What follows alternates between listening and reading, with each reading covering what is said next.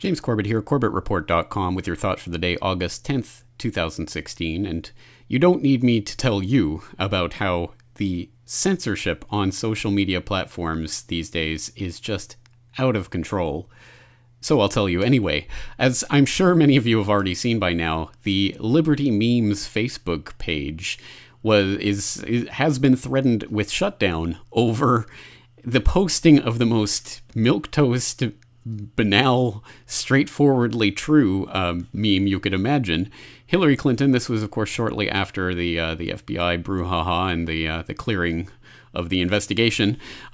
Just a meme of Hillary: "Silly Americans, laws are for poor people." You would not think that would be such a contentious post, especially given the fact that everyone saw just how deeply unpopular that FBI clearing of Hillary's name was, but apparently it was. And yes, they were apparently threatened with shutdown for merely posting that meme. And of course, that is not the only instance of Facebook censorship that we can think of. There was the big brouhaha a few months ago where it was found that Facebook curated its newsfeed so that it wasn't trending stories that hit the newsfeed. It was the trending stories that they wanted to hit the newsfeed.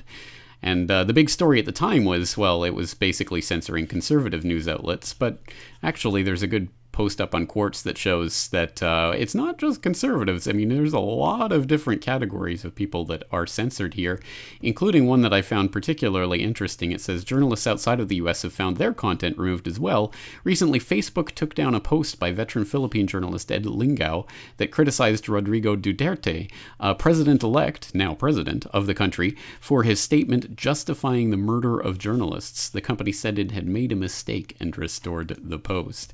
Many examples like that. So from all over the political spectrum, all sorts of people getting censored by Facebook. And of course, it isn't just Facebook, it's every social media platform. Of course, Redditors will be all too familiar with the heavy-handed censorship that takes place at times that is just over-the-top ridiculous. Especially, you might remember a couple of months ago during the Orlando shooting crisis, it was all over Facebook, it was all over Twitter, it was all over YouTube, it was everywhere, except Reddit. Because in the R News subreddit, they were furiously deleting all threads that mentioned, well, as soon as it came out that the shooter was Islamic, suddenly all of these threads were being taken down, and people were being banned for posting things like "Orlando shooting subject may have leanings to Islamic extremism," according to the FBI, actually citing the FBI as the source. I mean, some pretty ridiculous, ham-handed censorship going on. And again, this is not new to Reddit. That was just a particularly egregious example. But I was looking at the conspiracy subreddit today and counted just off the sort of counting as I was skimming through. I could see at least 4 posts that were directly calling out our politics for being heavily censored and heavily shilling for Hillary at this particular time. So, again, nothing particularly new. People will remember that Twitter just came out with their Twitter Trust and Safety Council, where they just came up with these groups and members that are going to be basically advising Twitter on how to better create a safe space, i.e. censor what's going on their site. And we know that that's already in effect. There's the stories of Twitter shadow banning that came out, and of course then actual users getting permanently banned for life. Again, the censorship is out of control in a lot of ways, and it doesn't even matter if you agree or disagree with these particular people and what they were doing and what have you. It would be ridiculously naive to think that that censorship isn't coming for you and I and everyone else who may have a thought crime opinion now and then, like 9/11 was an inside job? Oh no, heavens to Murgatroyd. So it is incumbent on us to, use these platforms while we can, to the extent that we can, if we are trying to reach out to others, but also to found platforms that are not founded on this type of censorship. And I'm here today to talk about one particular solution, or at least a solution. I'm not going to say it's the solution, but people may have heard in recent weeks and months about Steemit, a blockchain social platform that is taking advantage of Reddit's heavy censorship. It is a blockchain-based social media platform, which means that there is a blockchain ledger of all of the things that go on through the social media platform. And that includes, of course, all the posts, so that it is uncensorable in the sense that once it's there and recorded in the blockchain, it's there forever. And there is only one way into the blockchain at this time. That's the steemit.com website. And at that front end could theoretically be censored. The people on the front end of working that website could censor a particular post or, remove it, people's access to it.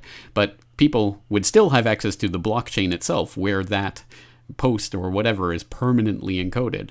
And given that it is a pseudonymous platform and it is blockchain, it's open source and decentralized, that means essentially, why would you even need something like WikiLeaks when you have a platform that is decentralized, open, pseudonymous, and is uncensorable? So there you go. This is really the future of real insiders and whistleblowers and people with unpopular opinions. I'm not particularly promoting Steemit. I am just brand new to this myself, so I'm not saying this is the be-all and end-all, but it's definitely worth looking into. So I'll put some links in the show notes here for people who are interested, and I will put a link. I have signed up, and I've created my Corbett Report account on Steemit and posted the Big Oil documentary. So that's up here, or at least the beginning of the transcript is up here with the link to the video, so that people can hopefully get a little bit of the big oil truth that we covered here on the Corbett Report last year. Other than that, I'm going to start putting up more and more posts. So I'll just link to my Corbett Report page on Steemit so that you can go through my posts and take a look. And if you're interested in a blockchain-based social media platform, consider signing up.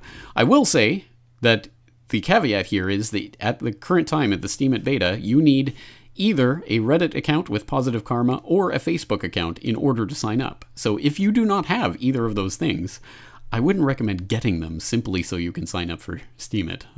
I would hold off until there's a better way to sign up. But at any rate, in the meantime, if you do have Facebook or Reddit, why not trade up to a completely different platform? And again, explore the Steemit site. I'm not here promoting anything. I'm just saying this is an idea moving forward, and I hope that there are more ideas like this one to get around the type of heavy-handed censorship that we've seen and that we know is coming down the line, and we know it is just a matter of time until things like the Corbett Report are being scrubbed from the web. So we've got to find ways to avoid that.